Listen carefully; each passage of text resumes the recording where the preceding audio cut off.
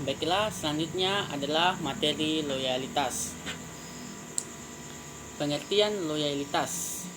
Jika terdapat sebuah pertanyaan yaitu yang berbunyi hal apa yang tidak dapat dibeli dengan uang, pasti kita akan menjawab yaitu kebahagiaan, cinta, atau waktu sebagai jawabannya. Ketiga hal tersebut memang tidak dapat dibeli dengan uang, namun ada satu hal lagi yang terkadang luput dari perhatian orang banyak, yakni loyalitas. Loyalitas adalah salah satu hal yang tidak dapat dibeli dengan uang. Loyalitas hanya bisa didapatkan namun tidak bisa dibeli. Mendapatkan loyalitas dari seseorang bukanlah sesuatu pekerjaan mudah untuk dilakukan.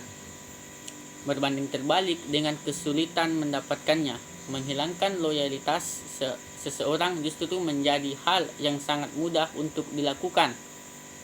Sebelum kita berbicara lebih jauh mengenai loyalitas, atau sebelum saya membahas lebih dalam mengenai loyalitas, terlebih dahulu kita harus tahu apa pengertian loyalitas itu. Loyalitas memiliki kata dasar loyal yang berasal dari bahasa Perancis kuno, loyal. Menurut Oxford Dictionary, pengertian loyalitas adalah the quality of being loyal. Loyalitas adalah the quality of being loyal, di mana loyal didefinisikan sebagai giving or showing firm and constant support or allegiance to a person or institution. Jika diartikan secara bebas, pengertian loyalitas menurut Oxford Dictionary adalah mutu dari sikap setia. Mutu dari sikap setia atau loyal, sedangkan loyal didefinisikan sebagai tindakan memberi atau menunjukkan dukungan dan kepatuhan yang teguh dan konstan kepada seseorang atau institusi. Sementara itu, Kamus Besar Bahasa Indonesia menerangkan pengertian loyalitas sebagai kepatuhan atau kesetiaan. Loyalitas merupakan suatu hal yang bersifat emosional. Untuk bisa mendapatkan sikap loyal seseorang, terdapat banyak faktor yang akan memengaruhinya. Sikap loyal dapat diterapkan oleh setiap orang dalam berbagai hal. Dari sekian banyak studi mengenai pengertian loyalitas, hanya satu kategori pengertian loyalitas yang akan kita bahas dalam video kali ini. Misalnya pengertian loyalitas dalam sebuah organisasi. Setiap organisasi pasti menginginkan adanya sikap loyal pada anggota atau pengurus organisasi mereka. Pengertian loyalitas dalam organisasi sebenarnya tidak jauh berbeda dengan pengertian loyalitas secara umum.